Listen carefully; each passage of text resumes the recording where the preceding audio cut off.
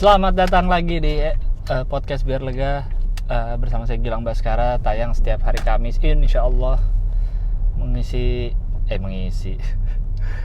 podcast ini mengeluarkan isi kepala saya biar saya lega dan mungkin pendengarnya lega juga. Ini episode kedua di tahun 2024 ya. Ini gue taping hari Rabu. Mantep nggak? Udah sebelum Rabu siang lagi. Dan seperti biasa daripada nggak jadi kembali lagi sambil jalan, sambil di mobil. Jadi sorry for the suara-suara mobil, suara jalanan dan lain-lain, karena mobil saya tidak sekedap mobil-mobil Mercy baru atau sekedap kalau bahasa Sunda kan sebentar ya, sekedap gitu, maksudnya kedap gitu suaranya, kabinnya tidak sekedap. Kalau lu naik Rolls Royce mungkin sama sekali tidak bisa mendengar suara kemiskinan di luar. Jadi ini masih suara-suara motor masih ada lah, walaupun udah cukup oke sebenarnya. Kedapnya. Gue baru ngeh ya episode kemarin itu 130, pas banget ya angkanya. Secara angka pas gitu. Tapi 130 kalau dibagi ini kan gue mulai tahun berapa sih? 2019 ya? 2019 berarti kan harusnya udah tahun kelima. Iya harusnya ya. 2019 atau 2018 sih? Apa 2020 sih ini gue mulai? Kayak 2019 deh. Tapi kalau secara kita hitung episode baru 130. Karena sering absen. Ya udahlah, enggak usah dipikirin.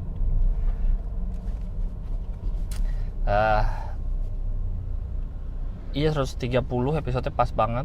Udah sekian lama enggak upload. Pas terus gue cek kemarin tuh waktu ngupload bahkan gue nggak tahu sekarang nguploadnya udah bukan pakai Anchor lagi, pakai Spotify for podcaster. Maksudnya tadinya tuh ngupload, kalau yang tidak tahu nguploadnya tuh kan pakai Anchor nama aplikasinya. Terus ada lagi satu Spotify, kan ada Spotify biasa, ada Spotify for podcaster. Itu untuk melihat data podcast kita lah kalau pas di Spotify itu gimananya. Ada juga Spotify buat musisi kalau nggak salah ya. Nah ternyata sekarang Anchor dan Spotify for podcaster itu bersatu ininya. Ya ampun, nggak bisa tahan bentar. Spotify for podcaster sama Anchor tuh sudah bersatu. Jadi aplikasi yang sama. Jadi kalau kita login ke Anchor tuh masuk ke Spotify for podcaster gitu. Baru tahu juga gue, saking lamanya nggak buka Anchor waktu kemarin tuh. Terus gue cek di analitik, nggak ngecek sih, maksudnya muncul di depan itu kan pas kita baru buka podcast kita. Total view-nya, listener-nya berarti ya podcast ini dari awal itu udah 1 juta, 1 M tulisannya. Jadi udah 1 juta kali didengarkan lah secara total dari awal 2019 itu. Banyak juga ya kalau dipikir-pikir, 1 juta orang loh. Gokil bro, udah bisa ngisi satu kelurahan kali ya. Ada nggak satu kelurahan? Atau satu kecamatan mah lebih kayaknya ya. Nggak mungkin nih. Tahu provinsi lah, mungkin ada satu provinsi yang 1 juta orang isinya gitu. Ini baru podcast gua yang kecil begini, gimana podcast lain ya yang gede-gede, yang pendengar banyak. Udah total listenernya mungkin berapa, udah belasan atau puluhan juta kali ya. Apa yang mau saya ceritakan hari ini ya? Kemarin gue udah cerita apa aja ya, soal nikah ya udah. Semalam Selasa malam itu adalah tanggal 23 kemarin, 23 Januari, Jimmy Carr live di Jakarta. Hari ini 24 Jimmy Carr live di Bali. Semalam saya nonton. Ini berarti kali kedua gue menonton stand up comedian special show stand up comedian luar negeri yang benar-benar special show-nya ya. Yang pertama tuh Jim Jeffries udah pernah gue ceritain di podcast kali ya. Gue nonton 2019 kalau nggak salah ya, pada 2018 pokoknya sebelum COVID di Singapura bareng teman gue berdua. Yang teman gue itu juga yang nonton bareng semalam di Jimmy Carr. Waktu Jim Jeffries tuh karena waktu itu belum ada pengumuman kalau dia akan ke Jakarta. Jadi habis Singapura tuh lewat lah gitu, nggak ada Jakarta. Habis itu Jakarta Bali itu kalau nggak salah. Ya udah kata temen gue, nonton Singapura gitu. Tiketnya juga nggak mahal-mahal banget. Mungkin namanya nggak sebesar siapa gitu ya. Oke lah dihitung-hitung sama tiket pesawat. Dan kami pun nggak nginep, nggak benar-benar berangkat dari Jakarta tuh pagi apa siang gitu. Enggak sih siang sih, nggak mungkin pagi. Siang, acaranya malamnya. Terus kami nginep ke airport. Karena pesawat lagi pagi gitu. Jadi nggak nyewa hotel kami emang. Ya udah aja ini trip hemat hanya untuk nonton doang. Seperti itu. Nah semalam Jimmy Carr, gue juga udah beli dari cukup lama lah. Pas tahu Jimmy Carr mau ke Indonesia, gue beli. Sebenarnya gue secara selera komedi kurang cocok sama Jimmy Carr sebenarnya, karena dia kan one lineran kayak gitu kan tipenya. Gue sebenarnya secara selera kurang cocok. Jadi Jimmy Carr tuh bukan stand up comedian yang gue tontonin terus gitu, yang sering gue tonton spesialnya enggak gitu. Sering gue search gitu Jimmy Carr enggak. Tapi karena ini komik besar gitu ya, komik dunia yang sedang datang ke Jakarta gitu, ya udahlah gue nonton untuk experience biar tahu juga kan. Semalam lokasinya di Casablanca Hall namanya, di kota Casablanca Mall. Itu venue yang sama yang dipakai Panji waktu Juru Bicara, bukan. Venue yang sama dipakai Panji waktu, kayaknya waktu ini deh, Pragiwaksono Tour. Kayaknya itu. Nonton di situ. Experience-nya benar-benar apa ya? Dia nggak ada opener, jadi langsung jam 7:30 tuh langsung mulai, langsung Jimmy Carr aja datang ke panggung. Seru aja bisa ngelihat dia secara langsung.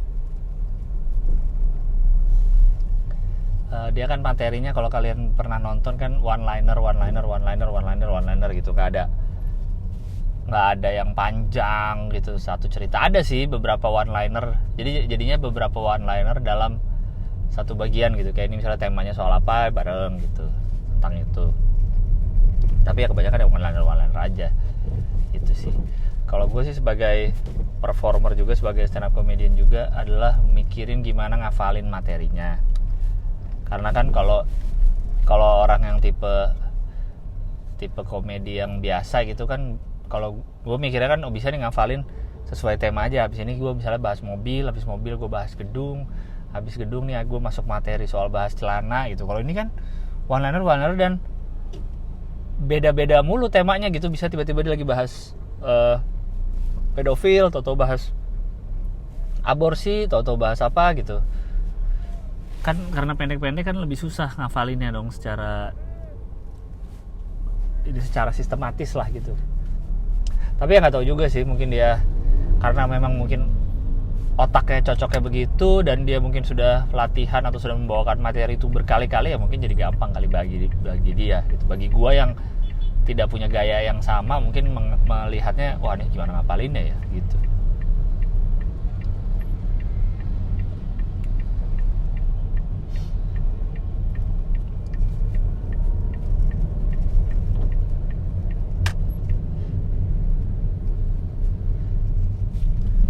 Dia kemarin ya kayak sesuai gaya dia biasalah, pakai jas,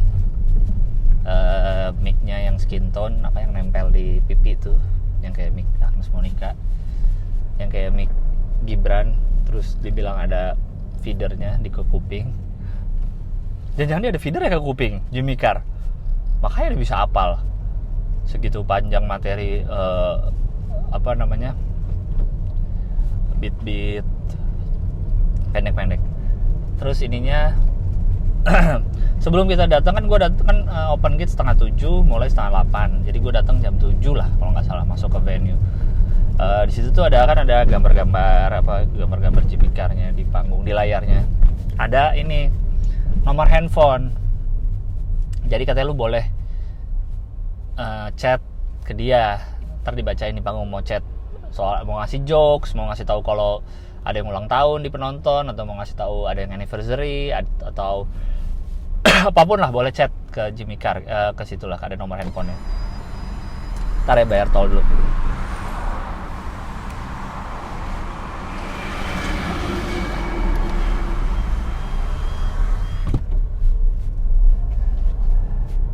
Kayak gitu. Jadi bisa chat ke dia. Awal mulanya pas sudah jam 7:30, lampu mati, terus di layarnya muncul tulisan-tulisan lah kayak selamat datang di show ini. Nggak dibacain sih, cuma tulisan doang. Terus peraturan, jangan ini, jangan itu. Terus ada komedi-komedinya lah, dari tulisan-tulisannya itu ada komedi-komedinya. Terus ada ngetes jokes, kita mau tes seberapa sensitif nih penonton malam ini gitu. Dia ngeluarin, terus dia masuk. Dia bawa beberapa reference lokal untuk audiens Indonesia. Yang pertama dia bahas soal Depok. Nyebut Depok lah. Pokoknya kalau ada daerah yang kayaknya dia curiga gue, dia nanya gini, apa daerah di dekat Jakarta yang dianggap aneh gitu, isinya orang-orangnya banyak aneh gitu. Depok, akhirnya dia bahas itu Depok. Terus apa lagi ya referensi Indonesia ya yang dia bahas? Majority Muslim, terus apalah gitu-gitu. Nggak banyak sih. Kayaknya Depok aja deh yang benar-benar muatan lokalnya yang dia bawa di materi dia soal Depok. Terus apalagi yang seru ya? Terakhirnya, dia menuju ke akhir, di tengah ada beberapa riffing. Terus menuju ke akhir juga lumayan, makin banyak riffing-riffingnya. Ada beberapa penonton tuh. Ada Dylan, yang gue inget ya. Ada Dylan, dia anak muda. Dia nyari penonton termuda waktu itu. Dylan umur 22. Dan dia datang sama bapak ibunya. Ya diceng-cengin lah soal relationship. Terus ada Mark and Tia. Mark and Tia tuh pasangan, tapi umurnya beda jauh. Jadi Marknya bule, tua. Ceweknya jauh lebih muda gitu. BTW penontonnya itu mungkin 80% bule, expat, 80% expat sih. Si Jimmy Carr juga ngomong ini kayaknya di sini acara malam ini nih bagi orang-orang yang nonton, ada yang menganggap ini comedy show, ada yang menganggap ini pelajaran bahasa Inggris.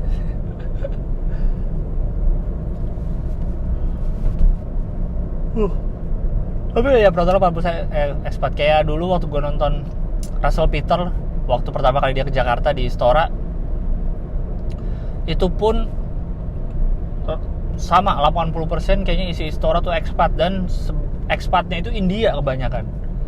Jadi gue juga baru tahu ada orang India sebanyak itu di Jakarta pas kumpul. Expat pun juga banyak banget ternyata, kalau pas dikumpulin di satu ruangan gitu ternyata banyak itu di Jakarta doang, dan mungkin belum semua expat yang nonton kan. Banyak banget.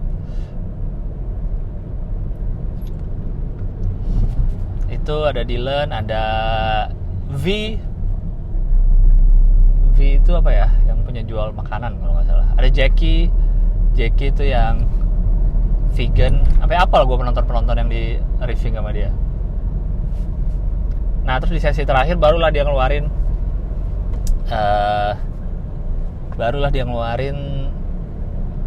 chat lah, ceritanya chat dari penonton. Walaupun gue yakin tuh ada beberapa yang memang dia bilang ada chat yang dari show sebelumnya, ada chat yang dari show malam kemarin itu, tapi nggak semua gitu. Ada yang ngucapin ulang tahun, ada yang anniversary, ada yang lagi hamil ngasih tahu gitu. Seru. Secara overall seru. Paling nggak gue inilah biar lihat special show orang luar nih bagaimana sih, walaupun tampilnya di Indonesia ya. Aduh, gue mau bahas apa lagi hari ini? Yang belum saya bahas adalah soal, gue mau bahas soal Thailand. Kemarin kan saya bahas soal nikah. Aduh, termin dulu ya.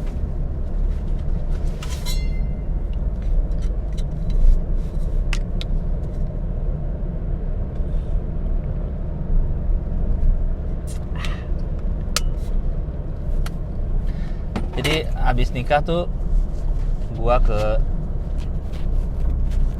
Thailand. Bisa dibilang itu bulan madu, tapi bisa dibilang juga liburan. Kenapa? Karena rencana ke Thailand datang lebih dulu daripada rencana nikah.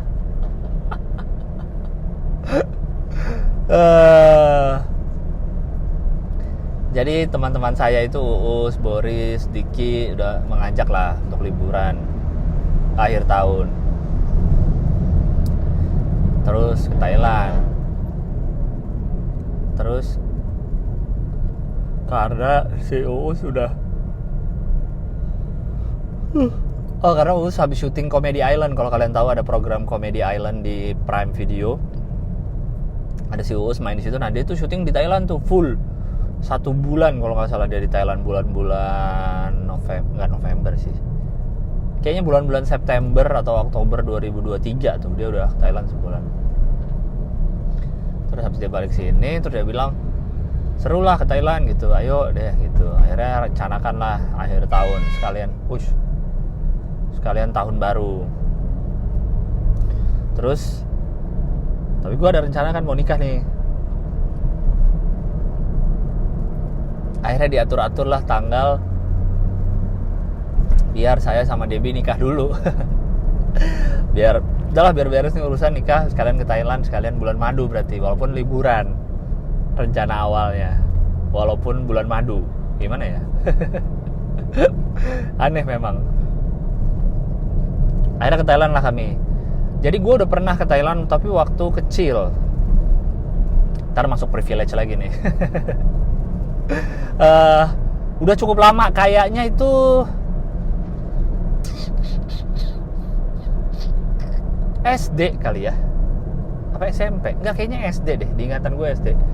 Jadi kan bagi penonton Hohihi, bagi para delegasi kan tahu kakek saya pernah di Myanmar bertugas, bantuin kakek Uci, mantan Kapolri yang saya panggil kakek Uci itu jadi dubes Myanmar waktu itu. Dan kakek saya kayaknya bagian dari disitunya kali ya, di kedubes kerja lah. Dan ya makanya gue pernah ulang tahun di Myanmar kan karena kebetulan lagi ngunjungin kakek di sana, terus ulang tahun gitu pas tanggalnya. Nah, waktu gue ke Thailand itu pas gue baru dapat cerita lagi, diingetin lagi sama nyokap kalau itu adalah jadi kakek nenek gue tuh mau naik haji. Sewaktu mereka sedang berdomisili di Myanmar, mereka ingin naik haji. Tapi karena dari Myanmar tuh nggak ada kalau nggak salah berangkat haji dari Myanmar, akhirnya mereka berangkatnya via Thailand. Nah, keluarga kami yang di Jakarta ingin mengantar kakek nenek ke naik haji, akhirnya kamilah ke Thailand, begitu ceritanya kalau nggak salah ya.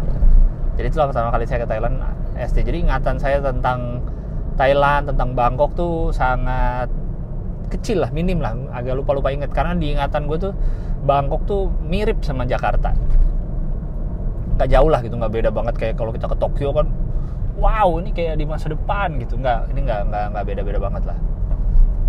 Akhirnya kemarin saya ke Thailand, bandaranya tapi bukan yang Suwarna Bumi, mendaratnya di bandara lupa namanya. Kok bisa gue lupa nama bandara di Thailand? Kan bandaranya kan Suwarna Bumi ya. Tapi kan ada bandara yang lain lagi, satu lagi. Apa sih nama ininya, nama bandaranya? Don Mueang. Baru ingat. Don Mueang itu bandara satu lagi. Saya mendarat situ. Berangkatnya itu sebelum Natal kalau nggak salah ya. Berangkatnya sebelum Natal. Jadi tujuan kami sebenarnya yang utama adalah di Phuket. Phuket itu masih agak jauh dari Bangkok. Bisa naik pesawat lagi, bisa naik bis. Tapi kalau naik bis kayak 6 jam kalau nggak salah. Tujuan kami sebenarnya utamanya ke Phuket. Karena Phuket itu kayak Bali lah. Kalau Bangkok kan ibu kota Thailand. Ini kayak Balinya lah. Emang yang tempat banyak turis banget dan ya pantai. Walaupun Phuket bukan pantai, bukan pulau sendiri ya. Tapi inilah emang area wisatanya. Tapi akhirnya kami memutuskan ya udah deh ke Bangkok dulu, tanggung udah ke Thailand. Ke Bangkoknya dulu aja gitu. Di Bangkok maksudnya berapa hari dulu lah. Akhirnya terjadi jadi ke Bangkok dulu akhirnya 3-4 hari lah baru ke Thailand. Totalnya kami hampir 2 minggu kalau nggak salah di sana. Bangkok gue melihatnya itu adalah seperti kota Jakarta. Bagi yang nggak kebayang Jakarta kayak apa, ya kan Jakarta kota maju lah tapi masih berantakan lah di sana sini. Thailand tuh terlihat seperti kota Jakarta yang kena software update. Jadi orang-orangnya lebih rapi, jalanannya lebih rapi. Gue nggak bilang jalanannya rapi banget ya. Ntar yang sudah bertahun-tahun di Thailand bilang, kan cuma ini nih. Ya, lebih software update aja. Thailand software update. Jakarta software update. Orang ngantri trotoar. Di trotoar ada yang dagang, sama persis. Cuman tidak menghalangi trotoarnya gitu. Pedagang kaki lima tetap ada, tapi orang tetap bisa jalan dengan lumayan lah di trotoar. Gue tinggalnya di daerah namanya Pratunam ya, Pechaburi Road. Pokoknya jadi hotel gue agak masuk gang sebenarnya. Jadi jalan gede, jalan Pechaburi ini ada McD depannya. Gue agak masuk gang dikit, terus hotel gue tuh bawahnya kayak ITC, jualan baju kan. Bangkok kan terkenal kan baju-baju Bangkok gitu. Kayak ITC bawahnya, tapi dalamnya ada hotelnya gitu di lantai 2-nya. Nah di jalan Pechaburi gedenya itu, di seberang dari gang ke hotel gua itu ada KBRI Indonesia ternyata. Pas gua lihat di Maps, oh ini KBRI di depan gitu. Jadi ternyata dia ada di dekat KBRI. Emang sangat HI banget gua. Tempat hotelnya dekat KBRI.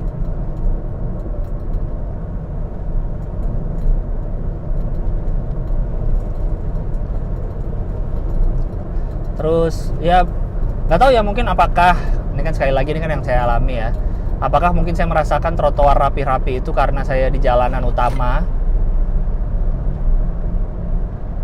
Karena saya di jalanan utama deket KBRI, berarti kan itu jalanan gede lah.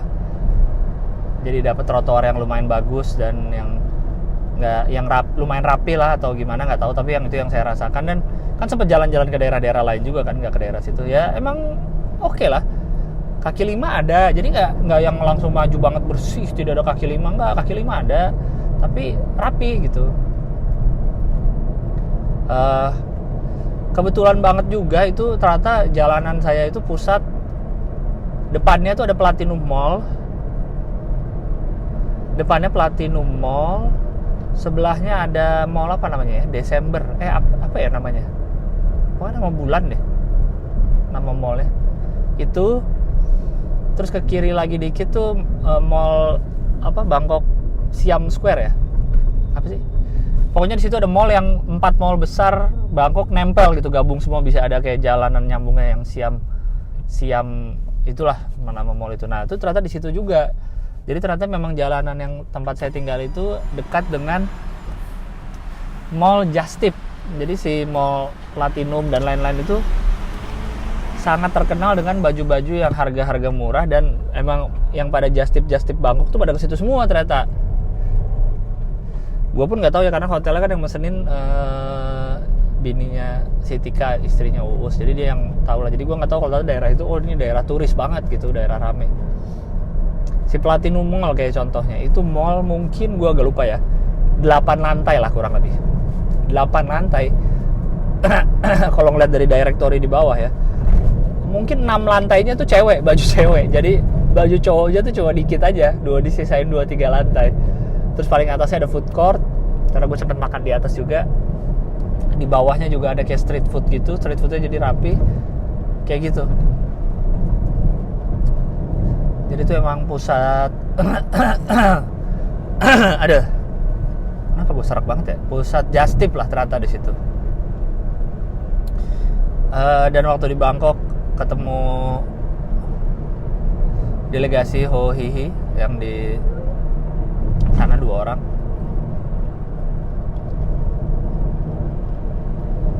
Ini karet copot mobil lupa. Terik banget Jakarta, panas ya, gile. Oke, terus apalagi yang seru di Bangkok ya? Oh, ada. Jadi waktu kami ke sana tuh udah kan kami baca-baca peraturan, kalau nggak salah tuh rokok elektrik, vape dan pods dan lain-lain tuh nggak boleh di sana. Jadi kami kan bawa lah gitu beberapa, terus pada takut disita, takut apa. Ternyata pas nyampe bandara, tempat biasanya kan kita declare customs custom bea cukai, bea cukai di negara kita nyampe kan biasanya kita dicek lagi kan tasnya apa yang nggak boleh dibawa, harusnya gitu. Nah, entah kenapa saat itu kosong bea cukainya, customnya kosong, nggak ada yang jaga. Jadi kayak bawa apapun nggak diperiksa ternyata. Jadi ada area customnya ada sih, mesin X-ray-nya ada, tapi petugasnya nggak ada sama sekali. Apa waktu itu emang mereka lagi genjot pariwisata atau gimana? Jadi ya udah aja, terserah lah, orang masuk bawa apa juga nggak apa-apa. Jadi nggak dicek apapun. Dan ternyata pun di sana legal-legal aja nge-vape gitu. Nggak apa-apa nge-vape. Terus tapi asal mungkin ya, malah ngerokok yang susah. Ngerokok tuh cukup dibatasi. Bukan klub sih, bar lah. Gue kayaknya ke bar di sana pun di dalamnya tuh tidak boleh merokok. Gimana kalau di Jakarta tuh kan kalau kita ke bar isinya asap rokok semua, ini enggak. Jadi ada smoking roomnya di luar, enak banget. Jadi di dalam barnya adem, tidak ada asap rokok. Dia ngomong apa ya? Waktu di Platinum Mall itu, atau lagi makan di bawahnya di area street food di luarnya, kan ada habis makan ya pada nge-vape gitulah. Terus ada bapak-bapak nih ngeliatin, terus dia ngomong kan, nanya, do you know that that thing is illegal in here, di Thailand maksudnya gitu. Oh iya ya gitu, kita nggak pura-pura nggak tahu aja kan. Dia orang Singapura bapak ini. Ya ini tuh bahkan di negara saya, even in Singapore is illegal, dan bahkan di Singapura, handphone gue jatuh. Bahkan di Singapura dia bilang ya, bahkan ini negara gue nih, bahkan ini dibilang lebih bahaya dari rokok gitu. Karena menurut penelitian bla bla bla bla bla, nih bahkan dibanding rokok biasa tuh ini jauh lebih berbahaya, bla bla, ngomong gitu. Kalian dari mana gitu? Indonesia, kita bilang kan. Oh, kalau di Indonesia gimana? Kita sambil tahu-tahu, kalau di Indonesia sih legal semua. Vape legal, rokok legal, boleh ngerokok di mana-mana, boleh nge-vape di mana-mana. Bingung kali bapak-bapak Singapura itu. Oh yaudah dah. Gitu. Jadi secara tertulis ilegal si rokok elektronik di Thailand, tapi gue lihat sih orang-orang pada nge-vape, tapi di pinggir gimana ya, nggak di tempat umum banget lah, di pinggir jalan, dan nggak ada yang jual. Memang kalau kayak yang jual vape itu kan kebanyakan kan yang disposable pods ya, disposable pots gitu. Yang jual itu nggak banyak, nggak segampang kita kan banyak toko vape nih di pinggir jalan kalau kita di Jakarta, di Indonesia lah. Kalau itu nggak kebanyakan sih yang jual abang-abang apa namanya, kayak asongan gitu, kayak kaki lima yang jual. Jadi dia cuma buka lapak kecil di pinggir jalan, dia jual pots. Dan kebanyakan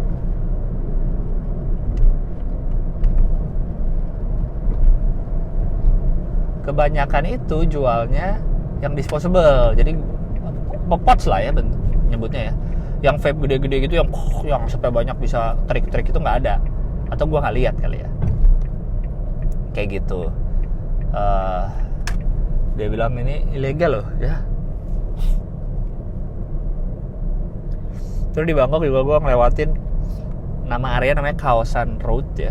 Jadi satu jalan, kita jalan ke parkir agak jauh, terus jalan kaki karena ini sepanjang jalan kanan kirinya tuh bar dan strip club gitu. Dan kelihatan striptease-nya kelihatan nggak ya? Apa kayak di Phuket? Enggak sih. Pokoknya ada sih beberapa yang kelihatan. Jadi sepanjang jalan ini udah dosa apapun yang ingin lo lakukan nih ada semua di sepanjang jalan ini, dan lo lihat kanan kiri aja gitu. Nah itu menurut gue Thailand itu versi software update dan versi tidak munafik orang-orangnya. Maksudnya gini, kalau di sini kan ke bar, ke strip club atau ya jelas strip club tuh tabu banget di sini. Padahal ada di Jakarta atau di kota besar lain mungkin. Gue tahu di Jakarta ada. Gue pernah denger ada teman gue yang pernah ke strip club tapi nggak sempet ngajak gue.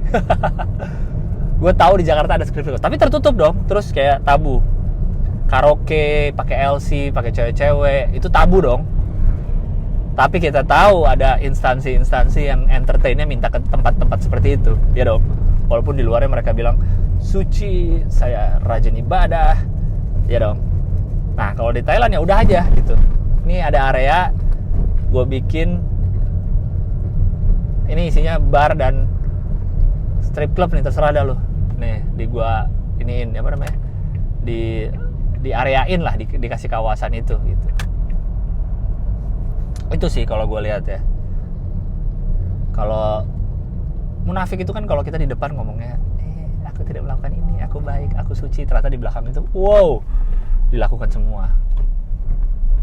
Nah ini kayaknya ya udah aja gitu, orang-orangnya ya udah aja kalau saya lihat ya, penilaian saya selama kurang lebih 2 minggu di sana. Wow, ini gue udah nyampe BSD BTW. Daerah BSD udah nyampe nih, tapi tujuan saya belum sampai. Ini mau putar balik, nggak mau ngantri dia. Tapi emang bisa sih lewat depan.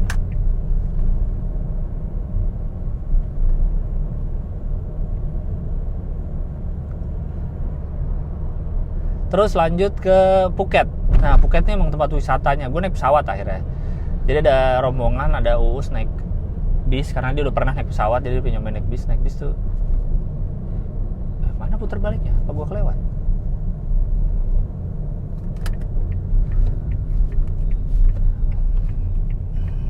Naik bis itu 6 jam kalau nggak salah. Gue naik pesawat sekitar 1 jam aja.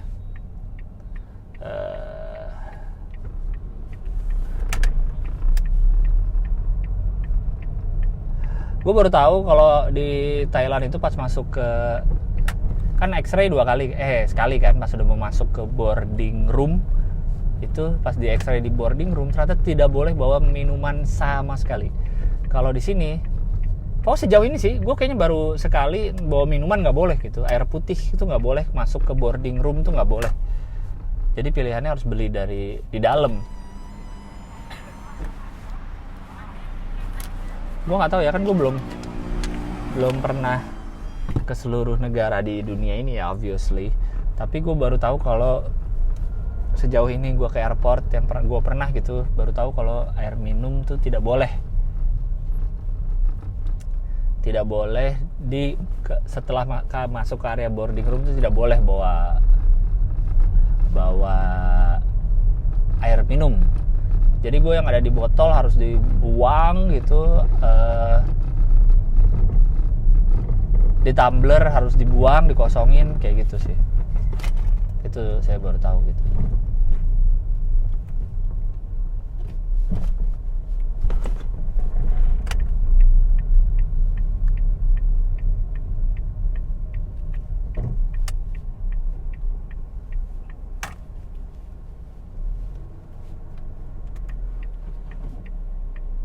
Mau lewat nggak?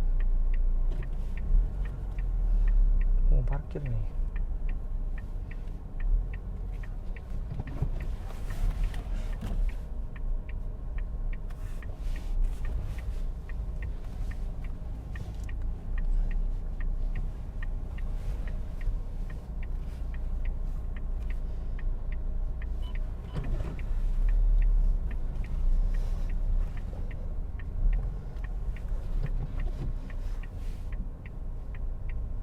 Bentar ya, lagi parkir. Podcast apaan sih nih? Nah, tanggung lah ya, kita selesaikan dulu aja nih.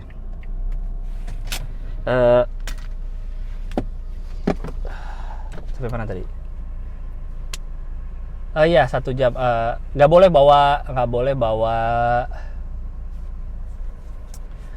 bawa air putih. Oh ya, selama di sana karena kami rame kan, total kayaknya orangnya ada 8 kali, hampir 10 orang lah. Kemana-mana tuh kami biar cepet pakai Grab. Jadi di sana tuh ada Grab van, yaitu adalah mobilnya Hiace. Jadi Hiace itu mobil Toyota Hiace sangat amat banyak di Thailand. Karena kebanyakan jadi Grab gitu. Di sini kan nggak ada Grab yang sebesar itu ya. Jadi enak banget kami kemana-mana tuh bisa rame-rame sekalian. Dan jalanan sebenarnya macet juga, dan karena ada tuk-tuk yang bentuknya kayak baja itu cukup sembarangan nyetirnya. Tapi saya sangat jarang sekali dengar klakson. Ini pengalaman saya pribadi ya, di daerah-daerah yang saya lewati di Bangkok, jarang sekali dengar klakson. Kalau nggak salah tuh klakson kayak nggak sopan lah mungkin bagi mereka di sana. Jadi gang yang tempat gua hotel masuk itu, gangnya tuh sempit. 2 mobil itu lebarnya 1,5 mobil lah. Tahu kan, kebanyakan gang-gang seperti itu yang kalau 2 mobil papasan tuh harus ada yang minggir banget. Kayak gitu kurang lebih banyak kan di Indonesia gang seperti itu. Belum motor, dia ada motor juga banyak yang nyelip-nyelip di antara mobil udah sempit, ada motor lagi nyelip-nyelip. Belum motor, belum mobil sempit. Tapi klakson sangat minim. Tidak ada bahkan di gang itu ya. Jadi belum orang jalan kaki, karena itu area banyak restoran, banyak hotel, banyak kayak ITC gitu buat beli-beli baju. Jadi orang banyak jalan kaki juga di area yang ada mobil 2 papasan, ada motor, tidak ada klakson. Ajaib gua mikirnya, kok bisa nggak klakson? Apa emang dijual tanpa klakson mobil-mobilnya? Saya tidak mengerti. Tapi seperti itu. Lalu, nah waktu ini ada cerita unik sedikit ya. Waktu dari Bangkok ke Phuket, tentu saja kami kan ke Thailand melakukan hal-hal yang legal di sana tapi tidak legal di sini, ya, seperti main di pantai, jalan-jalan, nonton cewek-cewek striptis di pinggir jalan, ya kan, itu tidak ada di sini kan. Jadi kami melakukan hal-hal yang legal. Saat dari Bangkok menuju Phuket pun kami membawa hal-hal legal di tas. Ya, karena kami deg-degan. Ini boleh nggak ya dibawa di tas? Ya, walaupun di negaranya legal, ya kan? Tapi boleh nggak ya ini sebenarnya dibawa di tas gitu? Tapi ya udah, kami bawa aja. Dan ternyata memang boleh, tidak masalah di pesawat bawa barang-barang legal itu. Malah yang bermasalah air minum. Negara kocak emang. Akhirnya ke Phuket lah. Phuket itu benar-benar kayak Bali menurut gua. Karena pantai, yang utamanya itu kan pantai, alam, turis banyak sekali, turis, bule-bule, foreigner sangat banyak. Kalau waktu di Bangkok, di jalanan utamanya nggak terlalu banyak sih. Ada sih, karena kan Bangkok juga tujuan wisata juga ya. Tapi nggak terlalu banyak, dan waktu ke kawasan road lumayan banyak. Nah, waktu di Phuket tuh banyak sekali. Bule-bule, ekspat banyak banget. Bule-bule naik motor banyak sekali. Walaupun pada pakai helm ya kalau di sana ya. Mungkin lebih ketat kali. Beberapa kali gue lihat ada polisi pada nilang-nilangin. BTW Grab di sana tuh juga cukup ketat. Jadi kalau kita naik, berapa kali gue naik Grab di sana tuh ada kayak taksi, ada foto supirnya, identitas supirnya, supirnya pakai seragam, segala macam. Waktu kami di Phuket, kami kan di Phuket jadi lebih lama ya dibanding di Bangkok. Pertama dapat supir Grab yang, jadi dapat supir Grab terus kita tanya, mau nggak kita rental aja nih besok buat jalan-jalan. Yang pertama namanya Tony, tapi orangnya galak banget, nggak asik lah. Yang kedua akhirnya kita dapat, lupa banget gue nama bapaknya siapa tuh ya. Bapak masih muda lah, bapak-bapaknya mungkin 40-an baru. Gue lupa namanya siapa, dia orang Malaysia. Jadi Phuket itu nempel sama Malaysia. Jadi daerah Phuket tuh banyak orang-orang yang mukanya muka-muka Melayu, muka-muka mirip orang Malaysia dan bisa bahasa Malaysia juga, bisa bahasa Thailand juga. Dan Phuket itu mayoritas Islam isinya. Nah, si bapak-bapak orang Malaysia ini yang kita dapat beberapa hari terakhir sebelum pulang, baik banget. Baik, mau bantuin, rekomendasi tempat makannya oke. Kalau Tony kemarin ngasih seafood kurang enak. Rekomendasinya oke, orangnya baik banget dan orang Malaysia, jadi bisa bahasa Indonesia dikit-dikit lah. Kita masih bisa ngobrol pakai bahasa Melayu dikit-dikit. Kan gue tanya nih, kenapa kok rapi banget ya? Pakai seragam, Grabnya di sini ada fotonya. Dia bilang kalau itu nggak ada, itu ditilang semua. Dia bilang nih, kalau foto nggak ada 500 baht. Sepatu nggak pakai sepatu 500 baht. 500 apa 200? Pokoknya gitu deh dia bilang. Ini sekian ratus baht. Topi nggak, baju seragam nggak pakai, sendal nggak pakai, ini berapa bat gitu dia ngasih tahu. Jadi makanya rapih lah di sana karena polisinya juga tegas. Makanya peraturan mah kita juga banyak di Indonesia, tapi penegakannya itu tegas apa tidak. Phuket itu ada yang paling terkenal ya, namanya Patong Beach. Patong Beach ini sama kayak Kaosan Road tipenya. Sepanjang jalan, mungkin lebih panjang jalanannya. Kanan kirinya semua dosa yang bisa lu pikirkan ada di situ. Gokil sih Patong sih. Gue kayak ngeliat anjing nih, gokil emang ini negara. Anda pernah dengar soal pingpong show? Ada di situ.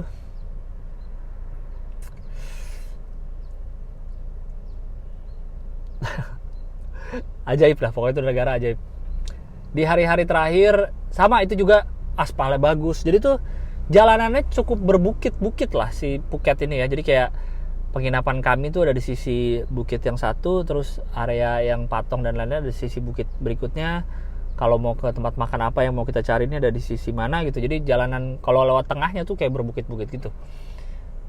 Di hari-hari terakhir akhirnya kita memutuskan, karena kita tuh tanpa itinerary ya, jadi kita ya udah aja pengen jalan-jalan aja bebas. Hari-hari terakhir baru kita kepikiran mau ke Phi Phi Island. Iya, Phi Phi Island, baru kita nyewa kapal, pergi di 2 hari terakhir kalau nggak salah ke Phi Phi Island.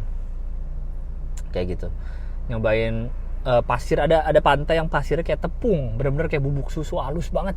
Belum pernah gue nemu kayaknya pasir sehalus itu gitu, bener-bener kayak bubuk susu aja, gimana sih, kayak gitu deh. Seperti itu. Terus, nah, apa lagi mau gue ceritain ya? Thailand, Phi Phi, Phuket. Kebanyakan skipnya sih di sana. Jadi lupa. Nah, yang tidak akan pernah terlupakan oleh kami, oleh gue dan Debbie terutama adalah gini. Jadi kami kan baru nikah dan kami tentu pakai cincin kawin dong. Tapi ada masanya jalan-jalan apa takut hilang, akhirnya kami simpen lah di kamar. Jadi kami waktu di Phuket itu di villa yang cukup besar, ada kolam renangnya. Nah, sisa-sisa hari di Phuket kayak 2 hari atau 3 hari terakhir kita belum mesen villa. Villanya tuh nggak nyampe hari itu, jadi kita yaudah deh pesen hotel aja deh, yang gampang, hotel murah-murah aja. Udahlah, kita mesen hotel lah untuk 2 hari terakhir, 2-3 hari terakhir. Gue lupa nama daerahnya apa. Pokoknya nih kayak ada kompleks isinya ruko-ruko. Nah, itu ada hotel di salah satu di situ. Selama ini kan ya tau lah, biasanya kan istri yang lebih telaten nyimpenin barang. Oke. Jadi pulanglah kami di hari terakhir, beres-beres, gue beres-beres barang semua. Pulang di hari terakhir, pesawat kita agak malam. Jalan aja nih, gue santai aja di jalan, gak tahu apa-apa, gak kerasa apa-apa. Begitu sampai airport, gue tiba-tiba atau Debbie tiba-tiba cincin nikah kita mana? Anjing, gue lupa bener-bener. Cincin nikah lupa taruh mana. Ya udah deh, Sampai airport bingung kita kan, aduh gimana nih, nelfon siapa.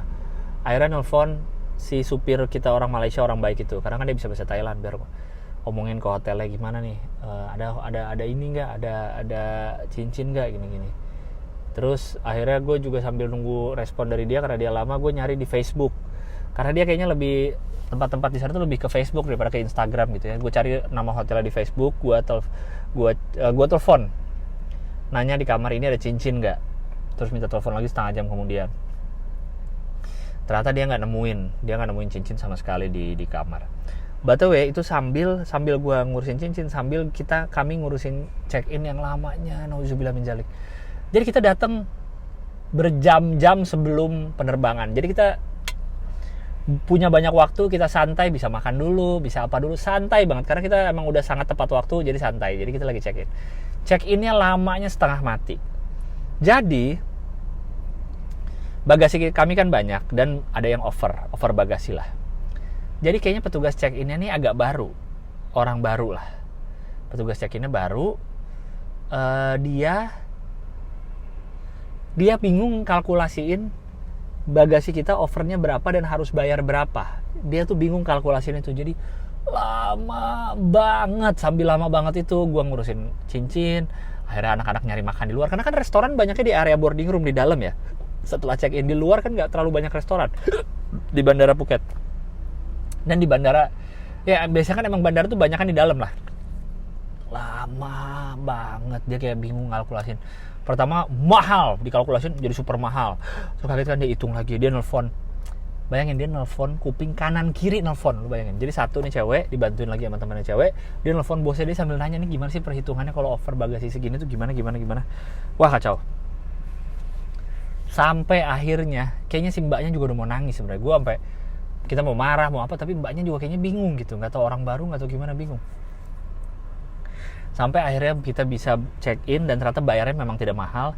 Di belakang kami, jadi yang check in untuk ke Indonesia, untuk ke Jakarta, di counter check in itu cuma 2. Rombongan kami yang ada hampir 8 orangan itu. Satu lagi ada rombongan bertiga, ternyata orang Jakarta juga. Gua mukanya agak-agak Arab soalnya. Pas gua ngobrol ternyata orang Jakarta, orang Indonesia. Jadi mereka yang ngantri nungguin kami lama banget check innya. Ya udah, pokoknya cincin intinya nggak ada jawaban, hilang lah cincin. Ya udahlah, gimana, menikah baru ke Thailand langsung hilang cincin, lumayan lagi harganya, ya udahlah. Habis itu jadi kami sampai masuk ke check in, masuk ke gerbang boarding room tuh dianterin sama si mbak check innya ini, sama mbak counter check in, karena mungkin mbaknya merasa bersalah, bikin lama. Akhirnya mbaknya nganterin sampai kita dalam, sampai masuk ke Garbarata pesawat tuh mbaknya nganterin. Tapi kita jadinya jalannya buru-buru banget, nggak sempat makan, nggak sempat lihat-lihat airportnya. Kita jalan-jalan ke dalam dari ruang check-in, X-ray ke dalam pesawat tuh buru-buru, bahkan lari-lari.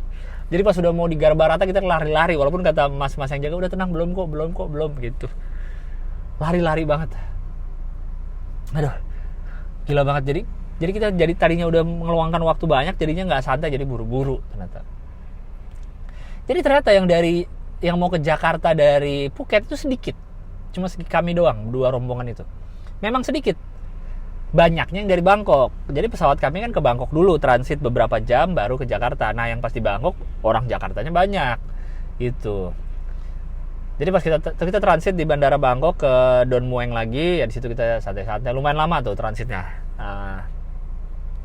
Masih bisa jalan-jalan, nah, tapi jam tengah malam, kalau nggak salah tengah malam itu, terus udah nggak banyak yang buka juga, jadinya banyak yang tutup, cuma McD paling yang bisa dimakan sama apa tuh, lupa, kayak gitu. Udah ya, intinya akhirnya pulang lah ke Jakarta dengan selamat. Sampai rumah, gue bongkar-bongkar koper sama Debbie, ternyata di salah satu tempat kacamata, kami kan ada tempat kacamata, ada cincinnya 1, tapi cincin gue doang.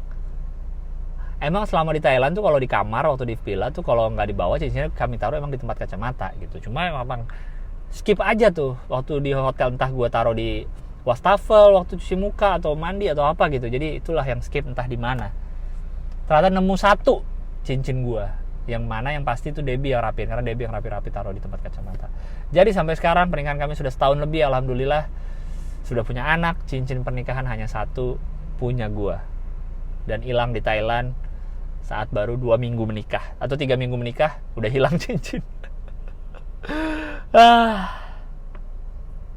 Ada aja dah. Kocak sih ini yang cerita pernikahan ini. Dah. Itu aja lah ya. Udah cukup. Berapa nih? 50 menit udah cukup lah ya. Insya Allah besok tayang tepat waktu ini episode ini. Terima kasih sudah mendengarkan ya. Sampai jumpa di episode berikutnya. Berikutnya gue cerita apa ya? Yang belum cerita apa? Thailand nikah punya anak kali ya. Proses melahirkan. Nah itu kayaknya minggu depan. Oke. Sampai jumpa di Biar Lega berikutnya. Bye bye.